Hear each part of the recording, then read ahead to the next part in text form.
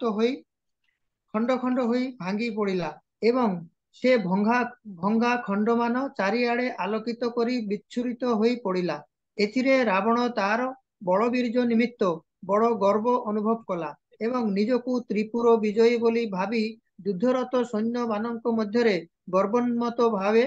ବିଚରଣ କରିବାକୁ ଲାଗିଲା। କିନ୍ତୁ ସେ ଅଟ୍ଟହାସ୍ୟ କରି ଯେତେବେଳେ ଏଠାରେ ବିଚରଣ କରୁଥିଲା, ସେତେବେଳେ ଭଗବାନ ଶ୍ରୀ ରାମଚନ୍ଦ୍ରଙ୍କର ଧନୁ ଟଙ୍କାର ଦ୍ୱାରା ହଠାତ୍ ତାର ପ୍ରାଣବାୟୁ ଉଡ଼ିଗଲା ଓ ତାର ଅଟ୍ଟହାସ୍ୟ ବନ୍ଦ ହୋଇଗଲା। ହରେ କୃଷ୍ଣ। ତେଣୁ ଯଦିଓ ଏଠି ବର୍ଣ୍ଣନା ନାହିଁ, କିନ୍ତୁ ମୁଁ ରାମାୟଣର ପ୍ରସଙ୍ଗକୁ ଆପଣମାନଙ୍କ ଆଗରେ କହିବାକୁ ଚାହିଁବି ଯେ ଯେତେବେଳେ ରାମଜୀଙ୍କର ବୀର୍ଯ୍ୟର କଥା ବା ରାମଜୀଙ୍କର ଶକ୍ତିର କଥା ବର୍ଣ୍ଣନା ଆସିଛି, ସେତେବେଳେ କୁହାଯାଏ ଯେ ରାମଜୀ ଯେତେବେଳେ ଜଣକୁ ମାରିବାକୁ ଚାହାନ୍ତି ଏବଂ ସେ ସଂକଳ୍ପ କଲା ମାତ୍ରେ ତାଙ୍କ ତୁଣୀରେ ଥିବା ପ୍ରତ୍ୟେକଟି ବାଣ ଗୋଟିଏ ଗୋଟିଏ ବାଣ 100ଟି ବାଣର ଶକ୍ତି ପ୍ରାପ୍ତ ହେଇଯାଏ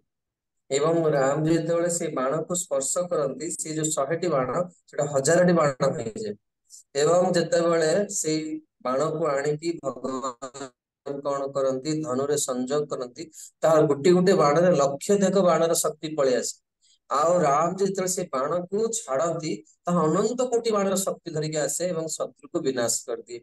ରାମଜୀଙ୍କର ଏତେ ଯାହା କୁହନ୍ତି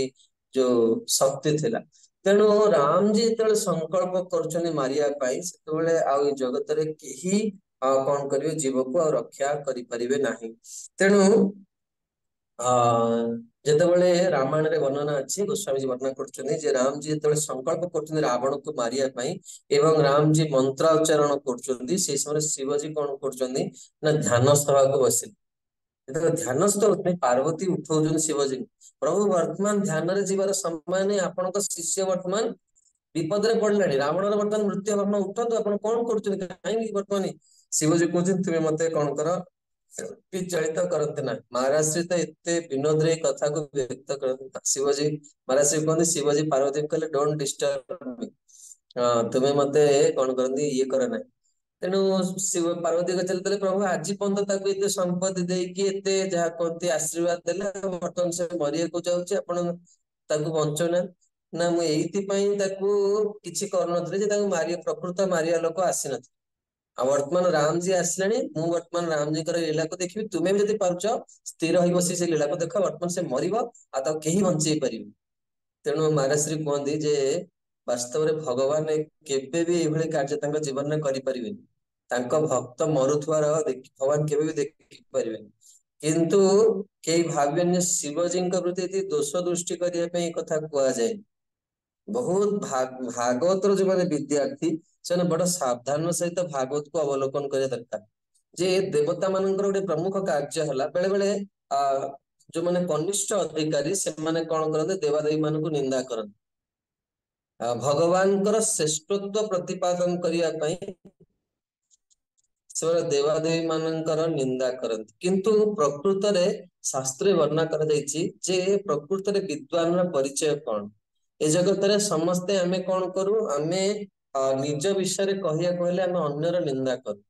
ଏଟା ଦ୍ୱନ୍ଦାତ୍ମକ ଜଗତ, ଭଲ ମନ୍ଦ, ସବୁବେଳେ ସୁଖ ଦୁଃଖ,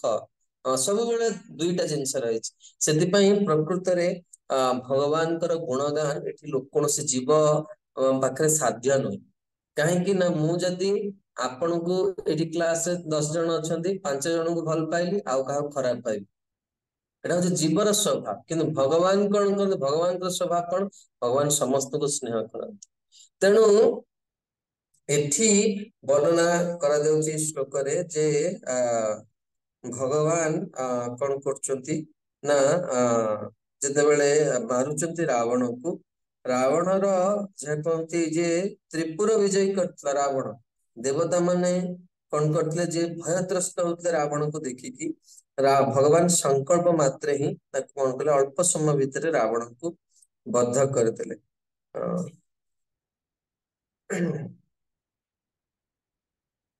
ତା ପରବର୍ତ୍ତୀ ଶ୍ଲୋକରେ ଭଗବାନଙ୍କର ରାମକୃଷ୍ଣ କୃଷ୍ଣ ବଳରାମଙ୍କର ଲୀଳା 3ଟି ଶ୍ଲୋକରେ ବର୍ତ୍ତମାନ ବ୍ରହ୍ମାଜୀ, 2ଟି ଶ୍ଲୋକରେ ରାମଜୀଙ୍କର ଲୀଳା କହିଲେ, ବର୍ତ୍ତମାନ 3ଟି ଶ୍ଲୋକରେ ନାଇଁ 26 ରୁ 35 नंबर श्लोक पर्यंत वर्तमान भगवान कृष्ण बलराम लीला को वर्णना करेंगे और तापरे चारोटी श्लोक रे व्यासदेव बुद्ध कल्कि एवं गुण अवतार कथा कहे तेणु आम माने भगवान दुईटी श्लोक को आस्वादन करिया भूमे सुरेतर वरुथ विमर्दितायाः क्लेश व्ययाय कलयासित कृष्ण केशः जातः करिष्यति जनानुपलक्ष्य मार्ग कर्माणि चात्म महिमोपनिबन्धनानि। संतुष्ट माधव प्रभु।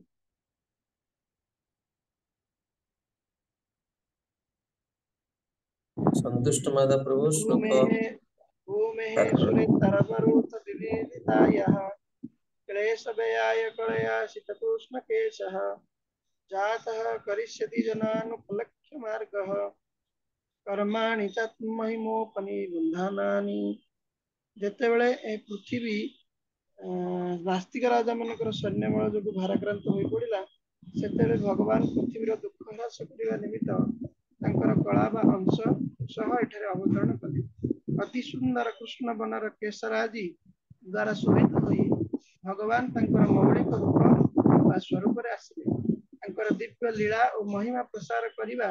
निमित्त से अलौकिक क्रिया कले। से केड़े महान केही कल्पना करि परिबे नाही। श्लोक उपरे आपण माने जे चाहिबे नोट करि परिबे सेला सुबोधन टीकाकार वल्लभाचार्य भगवान कर पांचटी विशेष जा कोंती गुण को व्याख्या करछने जहा भक्त मानक पई बहुत आवश्यक भगवान कर भक्त मानकर हृदय रे भगवान का प्रति भक्ति को बढ़ाया पई ये बहुत सहायक हम भगवान ई जगत को जतबेले आसंती से कोन करंती आ कोन करंती कौन दियंती आ कहा माध्यम रे दियंती आपण माने तीनटा कलम करिकी लिखि पारि नचेत मु क्लास परे ए टेबल टी को पठे देबी पिक्चर टी को जहा फल आपण केमती नोट करिया हुए आपण भी जानि परिबे बल्लभाचार्य लिखुचंती भगवान जतबेले जगत को आसंती साधारणतः भाବରେ तांकर प्रथम कार्य हला से मुक्ति प्रदान करंती। आपण मन लिखिए प्रथम पॉइंट रे भगवान कर प्राकट्य मुक्ति प्रदान होई थाए एवं से केमिति मुक्त करंती ना से ज्ञान माध्यम रे जीव को संसार बंधन मुक्त करंती। आ भगवान केउ स्वरूप रे ज्ञान प्रदान करंती ना वासुदेव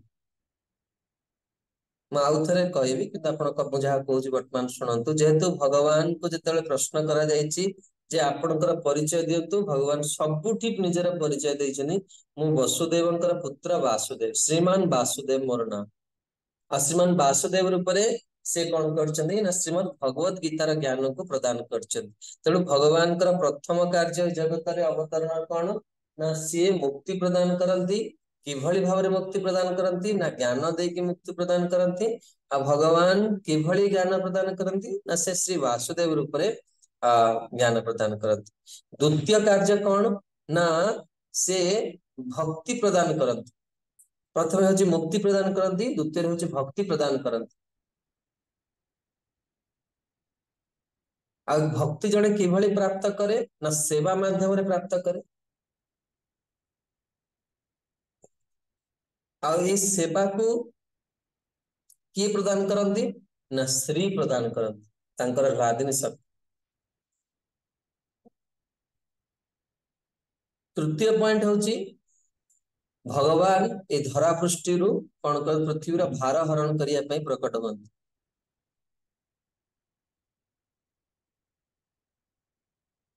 आ से केमती भार हरण करंती ना असुर मान को विनाश करिया पई असुर मान को विनाश करिके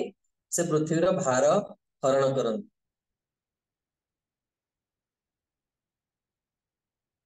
सेथिपई भगवान एतादृश कार्य भगवान नाम कौन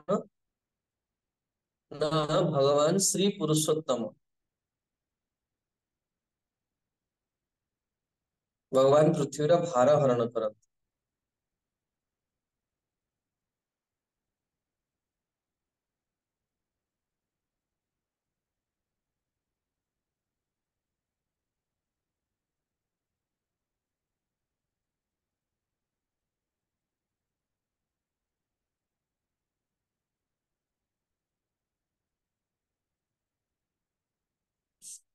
बा एई पृथ्वीर भार हरण रे से वर्णना करचंदी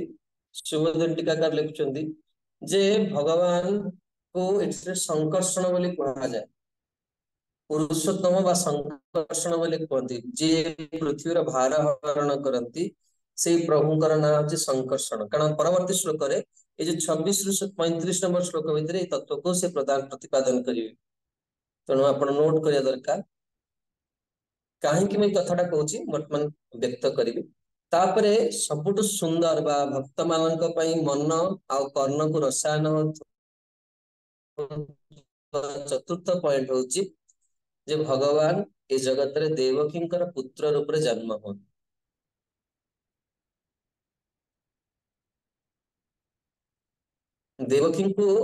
ଦେବକୀଙ୍କର ପୁତ୍ର ରୂପରେ ଭଗବାନ ଆସନ୍ତି ତେଣୁ ଜନ୍ମ ହେଇଥିବା ଯୋଗୁ ଦେବକୀଙ୍କର ପୁତ୍ର ହୁଅନ୍ତି ଏ ଜଗତରେ ସେଥିପାଇଁ ତାଙ୍କର ନାଁ ବାସୁଦେବ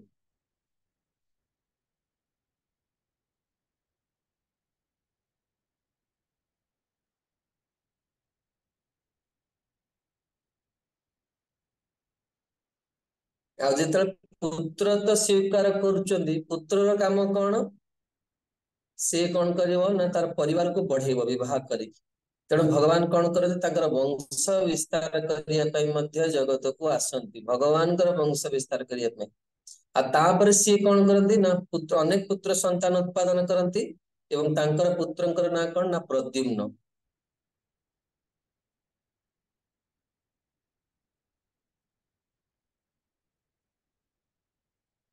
ତାପରେ ଷଷ୍ଠ ପଏଣ୍ଟ ହଉଛି ଯାହା ପ୍ରମୁଖ କାର୍ଯ୍ୟ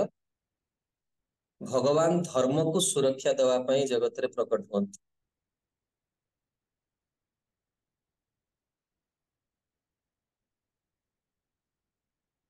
ଧର୍ମକୁ କେମିତି ସୁରକ୍ଷା ଦିଅନ୍ତି ନା ଜଣେ ଟିଚର ବା ଜଣେ ଗୁରୁ ଭଳି ସେ ସୁରକ୍ଷା ଦିଅନ୍ତି ଆଉ ସେଇ ସ୍ୱରୂପକୁ କଣ କୁହାଯାଏ ନା ଅନିରୁଦ୍ଧ କୁହାଯାଏ ସାଧାରଣତଃ ଭାବରେ ଆପଣ ମାନେ ଦେଖିବେ ବୈଦିକ ସିଦ୍ଧାନ୍ତ ବା ଶ୍ରୀମଦ୍ ଭାଗବତମର ସାର ହଉଛି ଯେ ଭଗବାନ ଯେତେବେଳେ ବି ପ୍ରକଟ ହୁଅନ୍ତି ଚତୁର୍ଦ୍ଧା ମୂର୍ତ୍ତି ରୂପରେ ପ୍ରକଟ ହୁଅନ୍ତି ଆମର ଦେଖନ୍ତୁ ଭଗବାନ କୃଷ୍ଣ ଯେତେବେଳେ ଆସୁଛନ୍ତି ବାସୁଦେବ ସଂକର୍ଷଣ ପ୍ରଦ୍ୟୁମ୍ନ ଅନିରୁଦ୍ଧ ରୂପରେ ଆସୁଛନ୍ତି ଭଗବାନ ରାମ ଯେତେବେଳେ ରାମ ରୂପରେ ଆସୁଛନ୍ତି ରାମ ଲକ୍ଷ୍ମଣ ଭରତ ଶତ୍ରୁଘ୍ନ ରୂପରେ ଆସୁଛନ୍ତି ଦେଖନ୍ତୁ ଏ କଳିଯୁଗରେ ଭଗବାନ କେମିତି ଚତୁର୍ଦ୍ଧା ମୂର୍ତ୍ତି ରୂପରେ ଆସିଛନ୍ତି କିଏ କହିପାରିବେ हरे कृष्ण प्रभु जगन्नाथ बोले सुभद्रा सुदर्शन हाँ बहुत सुंदर उत्तर प्रभु बहुत सुंदर चतुर्धा मूर्ति विग्रह रूप आम पाखे आमर ओडिशार वास्तव रे एते बड़ भाग्य आमे प्रभुंकर निज जन निज परिवार तेणु आम मैंने समस्ते भगवान को प्राप्त हवा एथिरे कोनोसी संदेह नहीं तेणु विश्वनाथ चक्रवर्ती ठाकुर ये श्लोक उपरे अत्यंत सारगर्भित भाव प्रस्तुत कर समय अधिक हबार पानी को विराम दउची ए चारोटी जो 6टी कथा हमें कहले भगवान आपण जो भगवत गीतार देखंतु जदा जदा हि धर्मस्य ग्लानिर्भवति भारतम सेई श्लोक को भागवतर सुबोधनी टीकाकार एई श्लोक रे तांकर कमेंट रे प्रतिपादन करछंती जे ई 6टी कार्य करिया पई भगवान कोन करंती ना जगत रे प्रकट होती तेणु यार विशद व्याख्या सहित बुधवार दिन सकाळे हम माने प्रस्तुत हबा हरिहर प्रभु कोन प्रश्न अछि हरे कृष्ण प्रभु जी प्रणाम प्रभु 4टा प्रश्न अछि प्रणाम प्रभु जी कृपा 4टा प्रश्न अछि ठीक अछि प्रभु जी प्रथम प्रश्न हला जे भगवान जो हरि रूप रे गज को उद्धार कले तबे से नक्र माने होची जो कुंभीर को उद्धार कले कि नाही तुम तार काई व्याख्या काई मु सुनिन प्रथमे गजं को उद्धार करिया पुरु ही कुंभीर को उद्धार अच्छा तापरे सेकंड कथा हला जो ब्रह्मा से जो हमर बामन देवंकर पद धौता केतेबेले करथिले बामन देव जेतेबेले तांकर तृतीय पाद को बढ़ेले जेतेबेले ब्रह्मांड भेद करिकी प्रथम ब्रह्मा जी पाद बढ़िया को लागेला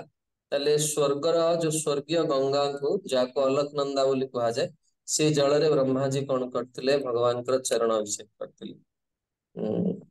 जेतेबेले ब्रह्मांड भेद करिकी बर्तन कौन होला भू भुवः स्व को गला स्व लोक रे अर्थात स्वर्ग लोक रे ब्रह्मा जी कौन करथिले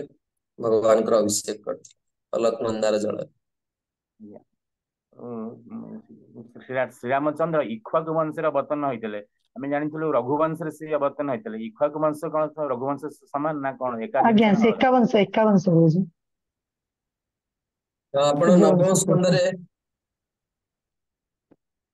आज्ञा ठीक माता जी कह देले उत्तर एका जिनस तो नहीं आज्ञा सूर्यवंश हां इक्ष्वाकु वंशरे जने राजा थिले तांकर नाम होची रघु एवं ये रघुंकर एते बड़ आदर्श थिला रघु वायु देवता को आदेश देइथिले से आदेशटा कोन एथुर रघुंकर आदर्श को आपण बुझी परिबे जे मोर ए वायु तुमे एमिति प्रभावित हबो जे ए मोर देश रे जतले कोन से नारी सोईथिबो तुमे तार वस्त्र को कोन हबो केते बेले माने ये करिवो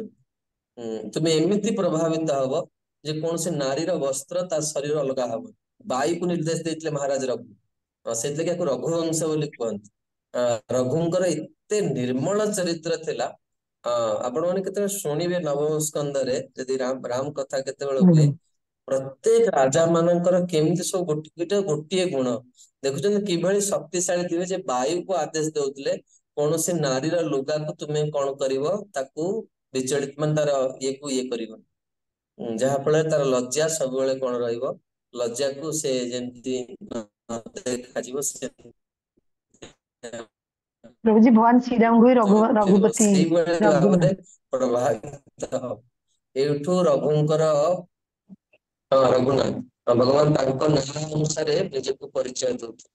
रघु वंशरे भगवान प्रकट थे अनेक राजा मान सब आदर्श रही केतबे समय हेले माने मझरे मझरे से चरित्र कहबे ठीक अछि हरि प्रभु तो जो कहले दशरथ आदेश देइथिले श्यामचंद्र को कहले मु के भलो भार बुझी पालेनी एना दशरथ से कैकेयी मोर कहया कथा जे भागवत रे ब्रह्मा जी कहउचंती जे दशरथ महाराज राम जी को आदेश देइथिले वन को जीवा भेलानी क्लियर आसे